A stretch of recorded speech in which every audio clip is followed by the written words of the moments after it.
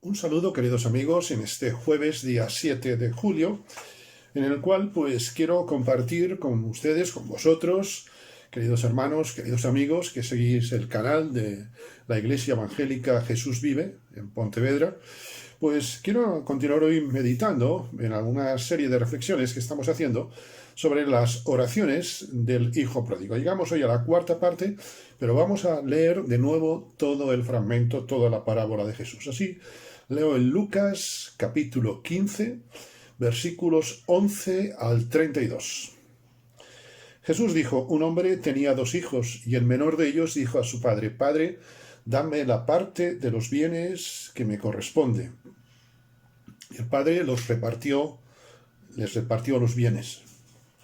No muchos días después, juntándolo todo, el hijo menor se fue lejos a una provincia apartada y allí desperdició todos sus bienes viviendo perdidamente.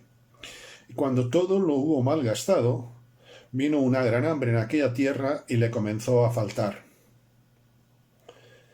Y fue y se arrimó a uno de los ciudadanos de aquella tierra, el cual le envió a su hacienda para que apacentase los cerdos. Y deseaba llenar su vientre de las algarrobas que comían los cerdos, pero nadie le daba. Y volviendo en sí, dijo: ¿cuántos jornaleros en casa de mi padre tienen abundancia de pan, y yo aquí perezco de hambre? Me levantaré e iré a mi padre, y le diré: Padre, he pecado contra el cielo y contra ti, y ya no soy digno de ser llamado tu hijo. Hazme como a uno de tus jornaleros. Y levantándose vino a su padre, y cuando aún estaba lejos, lo vio su padre, y fue movido a misericordia, y corrió y se echó sobre su cuello y le besó. Y el hijo le dijo: Padre, he pecado contra el cielo y contra ti, y ya no soy digno de ser llamado tu hijo. Pero el padre dijo a sus siervos: Sacad el mejor vestido y vestidle, y poned un anillo en su mano y calzado en sus pies. Y traed el becerro gordo y matadlo, y comamos y hagamos fiesta, porque mi hijo muerto era y ha revivido, se había perdido y es hallado. Y comenzaron a regocijarse. El hijo mayor estaba en el campo, y cuando vino y llegó cerca de la casa, oyó la música y las danzas. Y llamando a uno de los criados, le preguntó qué era aquello. Él le dijo: tu hermano ha venido, y tu padre ha hecho matar el becerro gordo por haberle recibido bueno y salvo. Entonces se enojó y no quería entrar. Salió por tanto su padre y le rogaba que entrase, pero él respondiendo dijo al padre: he aquí, tantos años te sirvo, no habiéndote desobedecido jamás, y nunca me has dado ni un cabrito para gozarme con mis amigos. Pero cuando vino tu hijo, que ha consumido tus bienes con rameras, has hecho matar para él el becerro gordo. Él entonces le dijo: Hijo, tú siempre estás conmigo y todas mis cosas son tuyas, pero era necesario hacer fiesta y regocijarnos, porque tu hermano era muerto y ha revivido, se había perdido y es hallado. Hemos visto en semanas anteriores, en los vídeos anteriores podemos verlo, las oraciones del hijo menor, y concretamente el pasado jueves día 23 de junio, pues comenzábamos viendo la primera oración del hijo mayor. Llamando, versículo 6, a uno de los criados, preguntó qué era aquello. Y decíamos que, pudiendo hablar con el padre, deseó hacerlo a través de un intermediario. Tenemos acceso, entrada directa a la presencia de Dios y no necesitamos intermediarios. Y es triste ver, y así lo comentábamos, cómo el hijo mayor usó, y en cierto modo abusó de su derecho y usó a un criado. Cuidado cómo usamos a los demás. Recordamos lo que dice el apóstol Pablo en su epístola a los Filipenses en el capítulo 2 y concretamente en el versículos 3 y 4, estimando cada uno a los demás como superiores a él mismo. No mirando cada uno por lo suyo, sino cada cual también por lo de los demás. Concluíamos ese día, el día 23, precisamente diciendo que el egoísmo nos hace creer el centro del mundo. El hijo mayor se creía el dueño de todo, pero quien realmente era el dueño de todo era el padre. Dice nuestro versículo 26, que hemos leído, llamando a uno de los criados, le preguntó qué era aquello. Me gustaría también pensar en esa oración del hijo mayor. ¿Qué era aquello? Demostró, francamente, que si de algo no entendía, era de gozo. ¿Acaso el hijo mayor no sabía distinguir el luto del gozo? Es triste, pero por lo que vemos después, en la conversación con el padre, aquel hombre estaba tan acostumbrado a la rutina, estaba tan acostumbrado, digamos así, a la monotonía, que el gozo le parecía un imposible. Seguro que en aquella casa, en aquel hogar, habría habido el duelo cuando el hijo marchó. Habría habido tristeza. Estoy seguro que el padre lloró más de una vez pensando en el hijo.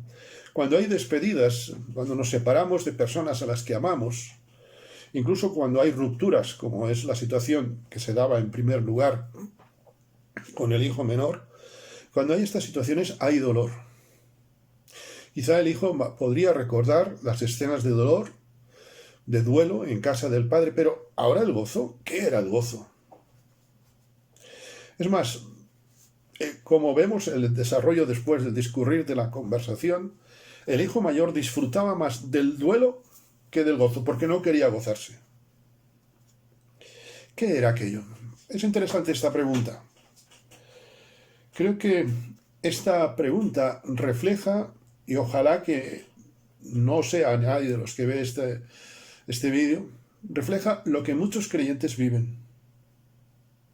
Como el hijo mayor, llevan una vida con una serie de obligaciones muchas veces autoimpuestas, por quizá un malentendido concepto del servicio, quizá a veces por un malentendido concepto del honor, a veces también el concepto de la responsabilidad está muy mal entendido.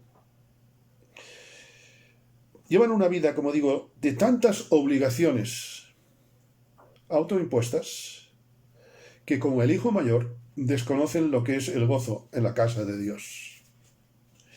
Y la casa de Dios es un sitio de gozo.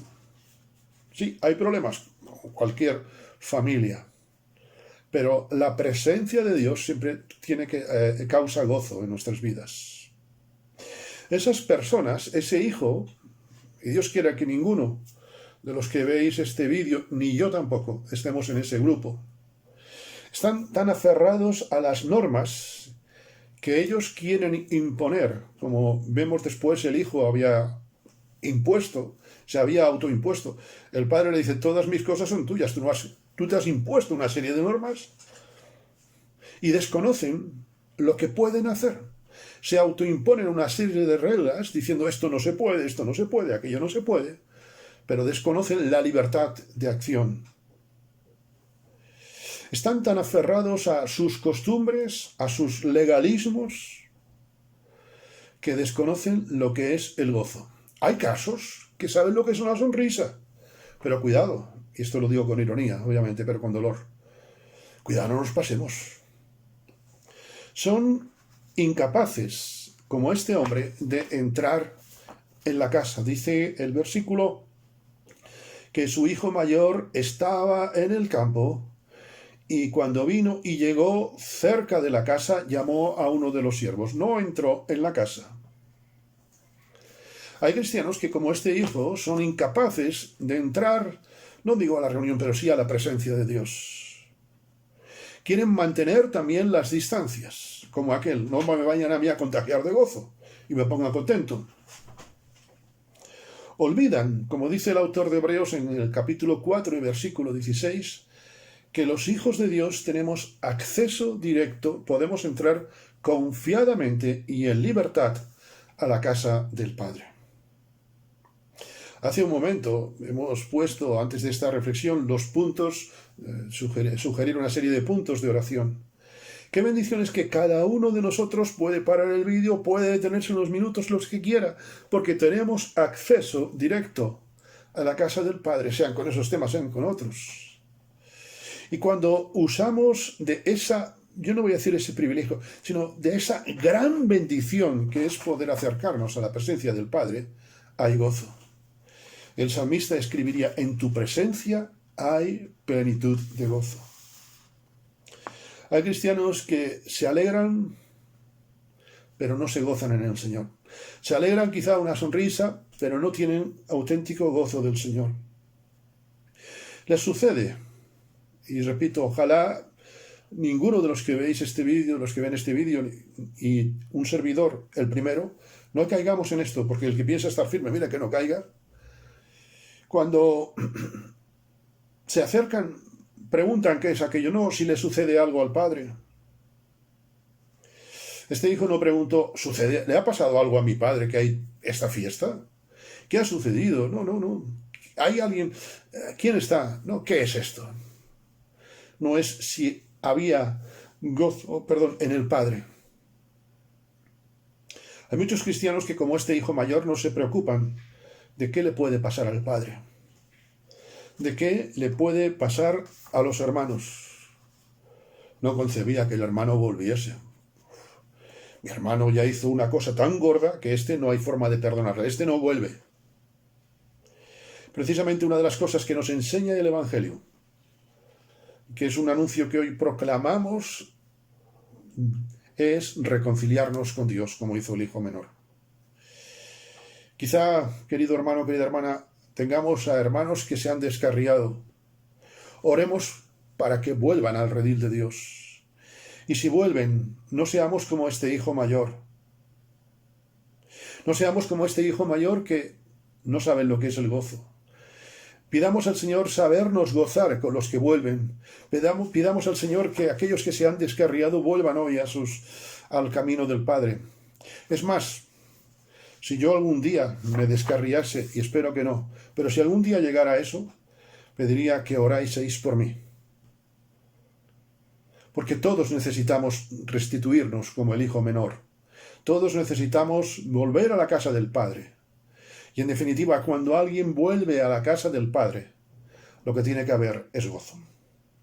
Si el Señor lo permite, el próximo día me gustaría continuar con esta serie de reflexiones sobre las oraciones del Hijo Pródigo. Que el Señor os bendiga.